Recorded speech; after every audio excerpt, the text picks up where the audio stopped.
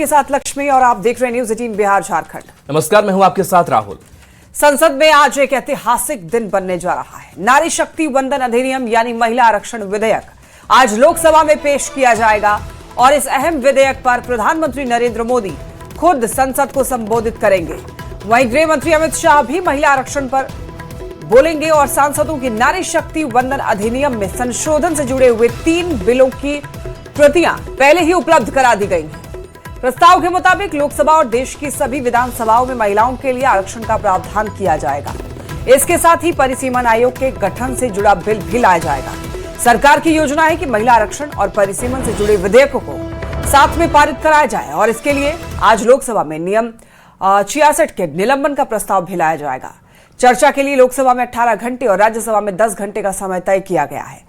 प्रस्तावित परिसीमन के बाद लोकसभा में सांसदों की संख्या बढ़कर 850 हो सकती है। हालांकि विपक्ष ने महिला आरक्षण का समर्थन किया है, लेकिन परिसीमन विधेयक को लेकर एकजुट विरोध का ऐलान किया है। विपक्षी नेताओं की बड़ी बैठक में कई दल शामिल हुए, जहां परिसीमन को लेकर गंभीर सवाल उठाए गए। वहीं वाईएसआर कांग्रेस ने दोनों विधेयकों को बिना शर्त समर्थन देने की घोषणा की है। आज की कार्यवाही संसद की दिशा और देश की राजनीति के लिए बेहद अहम मानी जा रही है।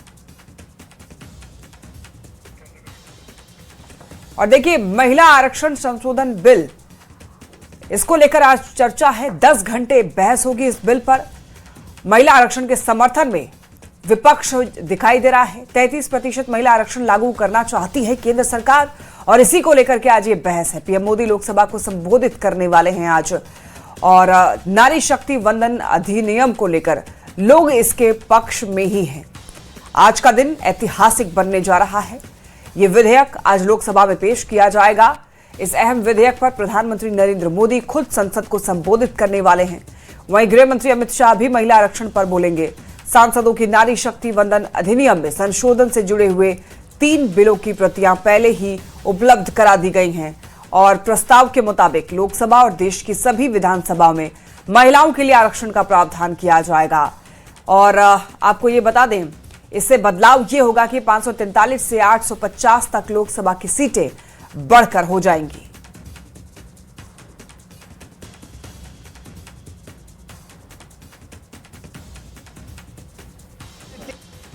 Well, I think it is the most important piece of legislation that we have had in our country for many years now.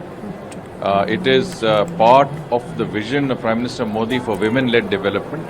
If women, consist of half the population of our country, then there must be adequate political representation for them, in our most important temple of democracy, which is the Parliament. And I think, the Women's Reservation Bill is really, it is incumbent on all parties to support this bill. Any party that does not support this bill is anti-women and anti-representation of women. In favor of Women's Reservation Bill. But the way in which they have brought, for that we have got reservations and it is politically motivated just to trap and suppress the opposition parties. The government is doing like this. Therefore, we all have decided we will, though continuously we are supporting Women's Reservation Bill. भारतीय लोकतंत्र के इतिहास में आज का दिन बेहद ऐतिहासिक होने जा रहा है। आज संसद का विशेष सत्र शुरू होने वाला है, जहां सरकार का सबसे बड़ा एजेंडा है नारी शक्ति वंदन अधिनियम। इस बिल के जरिए लोकसभा में महिलाओं के लिए 33% सीटें आरक्षित की जाएंगी। लेकिन पेच यहां नहीं, बल्कि लोकसभा की सीटों के विस्तार और परिसीमन में फंसा है। आखिर क्यों, इस रिपोर्ट में देखिए।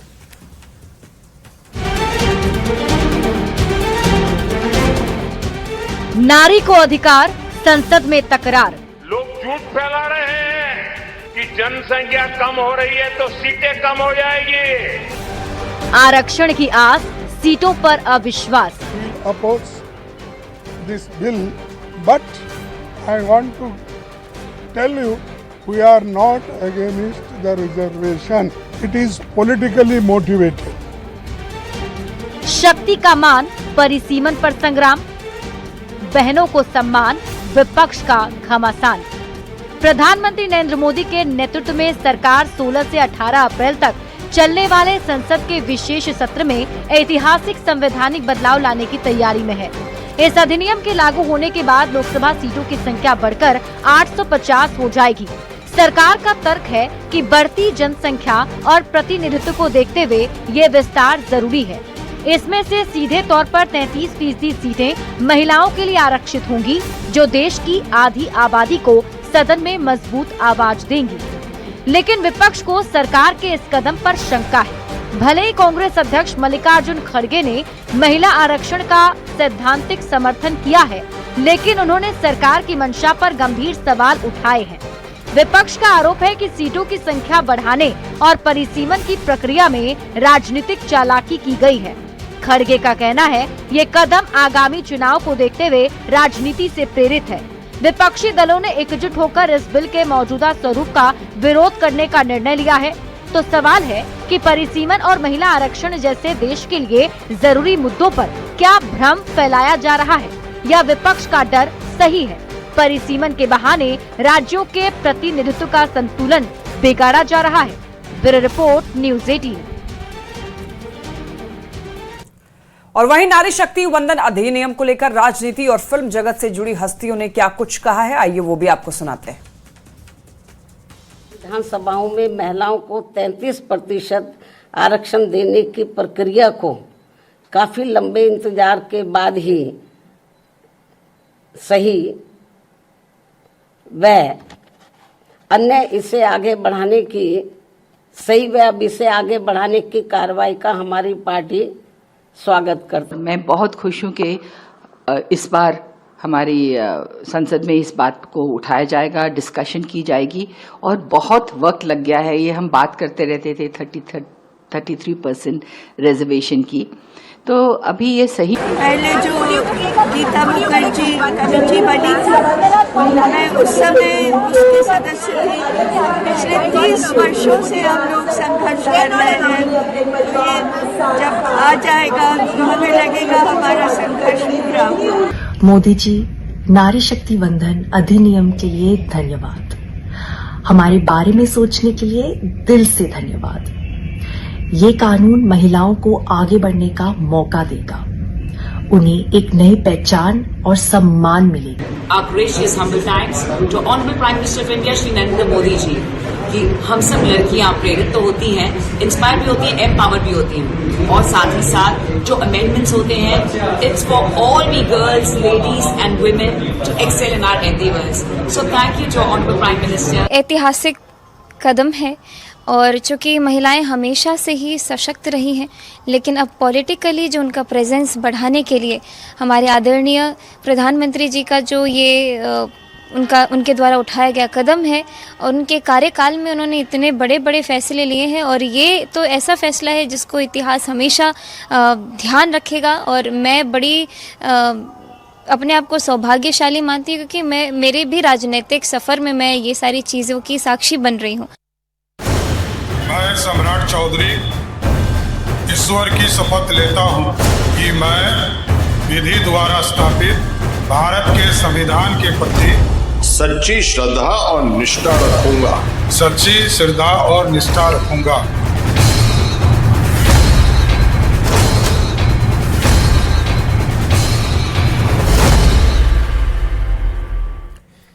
बिहार को नया मुख्यमंत्री मिल गया है। लोक भवन में राज्यपाल सैयद अता हसनैन ने सम्राट चौधरी को सीएम पद की शपथ दिलाई। सम्राट चौधरी प्रदेश के 24वें मुख्यमंत्री बने और इसी के साथ बिहार में पहली बार बीजेपी का सीएम भी बना। करीब 2 दशक बाद बिहार में नीतीश योग का अंत हुआ और अब सम्राट सरकार का आगाज हुआ।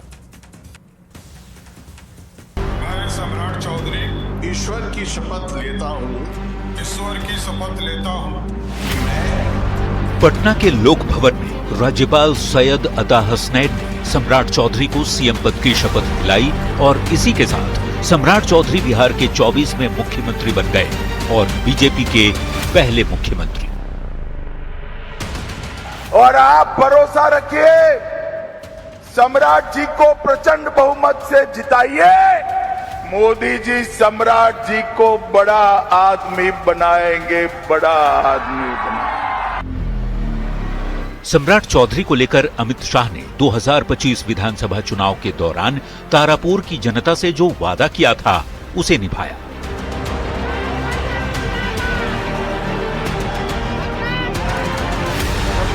सम्राट बिहार के सबसे बड़े आदमी बन गए हैं और प्रदेश में पहली बार बीजेपी के नेतृत्व में सरकार बनी है।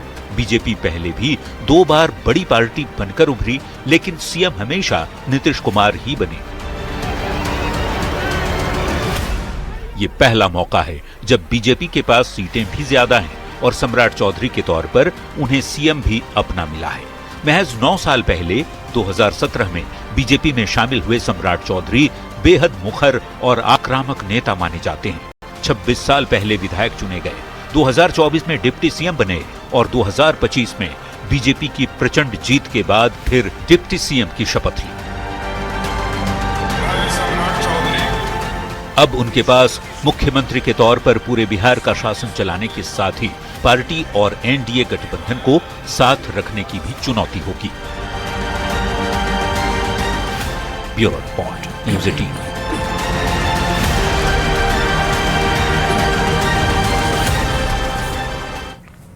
मुख्यमंत्री सम्राट चौधरी ने यह साफ कर दिया है कि बिहार में मोदी नीतीश मॉडल चलेगा। सरकार मोदी नीतीश के मॉडल पर ही काम करेगी। साथ ही पहली बैठक में ही सीएम सम्राट ने अधिकारियों को भी बेहद सख्ती से काम करने के निर्देश दिए।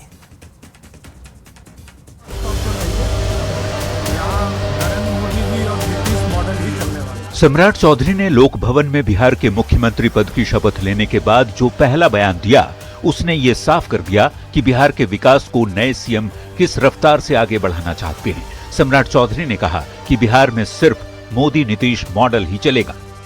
बिहार में स्पष्ट तौर पर रहिए, यहाँ नरेंद्र मोदी जी और नीतीश मॉडल ही चलने वाला है।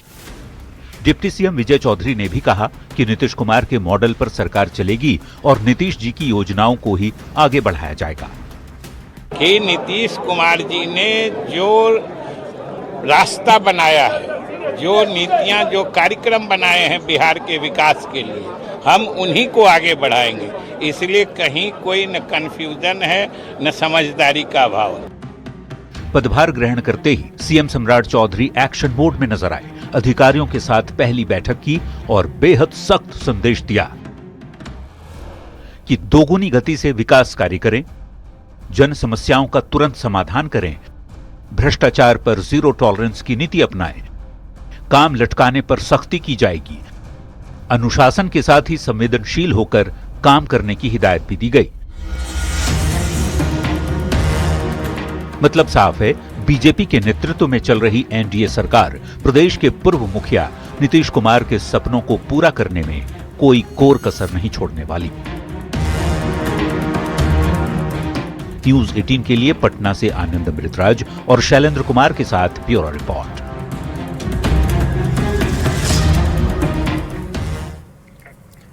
बिहार की सियासत में एक ऐसा पल दर्ज हुआ जिसने सिर्फ सत्ता का समीकरण नहीं बदला, बल्कि एक परिवार के सपनों को हकीकत में बदल दिया।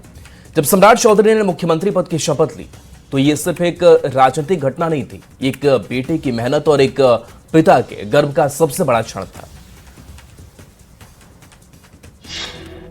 राज्य की सत्ता, परिवार का साथ। मैं सम्राट चौधरी ईश्वर की शपथ लेता हूं। पिता का गर्व, बेटे का नाम। सम्राट चौधरी बिहार का अभिमान।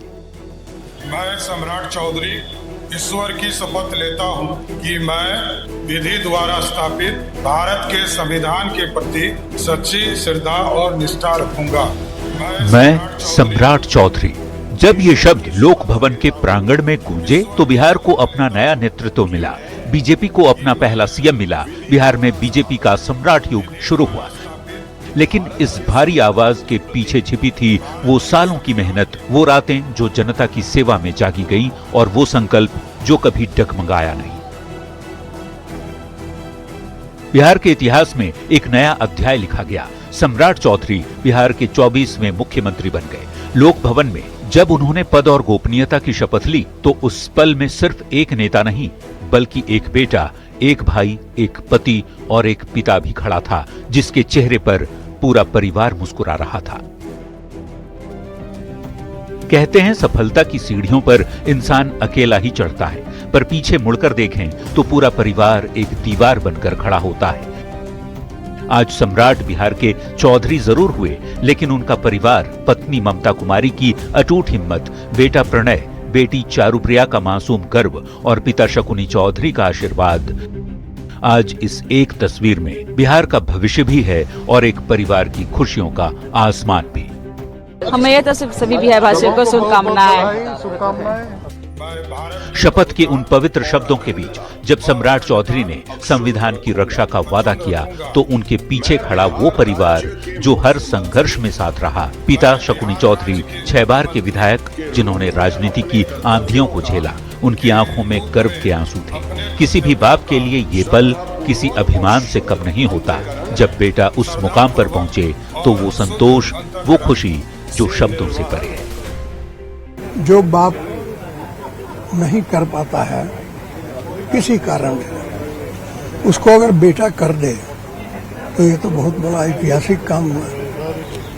और जिस तरह उन्होंने जनता का दिल जीता, जिस तरह नेताओं का दिल जीता, एक कम इतिहास है क्या? ये सिर्फ शपथ ग्रहण नहीं था, ये एक परिवार का सपना साकार होने का पल था। सम्राट चौधरी के लिए ये जिम्मेदारी अब सिर्फ बिहार की सेवा नहीं बल्कि उन आंखों का भी है जो आज उन्हें गर्व से देख रही है। कुर्सी और पद तो आते जाते रहेंगे, लेकिन पिता के चेहरे पर यह मुस्कान और परिवार का ये साथ ही असली संपत्ति है। Bureau report, news 18। सम्राट के बिहार की कमान संभालते ही सियासत भी शुरू हो चुकी है। तेजस्वी ने सम्राट को शुभकामनाएं देते हुए सेलेक्टेड सीएम वाला तंज कस दिया। तेजस्वी के सेलेक्टेड सीएम वाले इस तंज पर अब सियासत सुलग चुकी है। मैं प्रत्यक्ष अथवा अप्रत्यक्ष मैं सम्राट चौधरी जी तो लालू जी के पाठशाला के। सम्राट चौधरी ने बिहार की कमान संभाल ली है। सम्राट के सीएम पद संभालने के साथ ही सियासत भी शुरू हो गई। तेजस्वी ने सम्राट को सीएम बनने पर बधाई देते हुए ऐसा तंज कसा जिस पर सियासत ही गर्मा गई। तेजस्वी ने सम्राट को सोशल मीडिया पर बधाई देते हुए लिखा, सम्राट चौधरी द्वारा आज इलेक्टेड मुख्यमंत्री नीतीश कुमार को गद्दी से उतारने की अपनी प्रतिज्ञा पूर्ण करने पर बधाई। सेलेक्टेड मुख्यमंत्री बनने पर हार्दिक शुभकामनाएं। आशा है कि नए सेलेक्टेड मुख्यमंत्री सम्राट चौधरी बिहार की उन्नति, सुख, समृद्धि, शांति के लिए संकल्पित होकर सशक्त तरीके से काम करेंगे। तेजस्वी के पोस्ट पर एनडीए ने जोरदार प्रहार किया। केंद्रीय मंत्री चिराग पासवान ने तेजस्वी को नसीहत देते हुए कहा, पहले वो अपने परिवार का इतिहास देखें। लालू प्रसाद के जेल जाने के बाद किस सिलेक्शन के जरिए मुख्यमंत्री का चयन किया गया था, तो दिलीप जायसवाल ने इसे तेजस्वी का अनर्गल प्रलाप बताया। जीतन राम मांझी भी सम्राट की शिक्षा पर सवाल उठाने पर तेजस्वी यादव पर बरसे। एक उंगली किसी पे उठाते हैं ना तो बाकी की उंगलियां स्वतः खुद पे कैसे मुड़ती हैं उसका जवाब दें। अपने परिवार के इतिहास को ही टटोल के देख लें। आदरणीय लालू जी के जेल जाने के बाद किस सिलेक्शन के माध्यम से अगले मुख्यमंत्री का चयन किया गया था। विपक्ष के पास कोई मुद्दा नहीं है, तो अब यही सब 2-3 दिन करेंगे, 2-3 दिन बाद फिर जो है शांत हो जाएंगे। तेजस्वी यादव ने कहा कि हमेशा 9वीं फेल करने वाले और दल को अपने मुख्यमंत्री बना दिया। ये सब अब बोले ना कि उनके पास कोई काम नहीं है, तो यही सब बात करेंगे। तेजस्वी यादव ने कहा है कि 7वीं पास से बिहार के मुख्यमंत्री सम्राट चौधरी पर बड़े आरोप लगाए हैं। वो कितने पास हैं जो नेता विरोधी दल की बात करते हैं। पढ़ाई लिखाई की बात होती है, अगर इसका जानकारी ले लेना चाहिए कि कौन कहाँ का है, कोई कह देगा वही मान लीजिएगा। बिहार में पहली बार बीजेपी के नेतृत्व वाली सरकार बनी है। सम्राट के सीएम बनने के बाद एनडीए में जश्न का माहौल है। नीतीश कुमार ने बिहार में गवर्नेंस की लंबी लकीर खींची है। सम्राट पर नीतीश के काम को आगे ले जाने की बड़ी चुनौती है। इस बीच तेजस्वी ने सम्राट पर सेलेक्टेड सीएम वाला वार कर बिहार की सियासत सुलगा दी है। न्यूज़ 18 के लिए पटना से धर्मेंद्र कुमार की रिपोर्ट।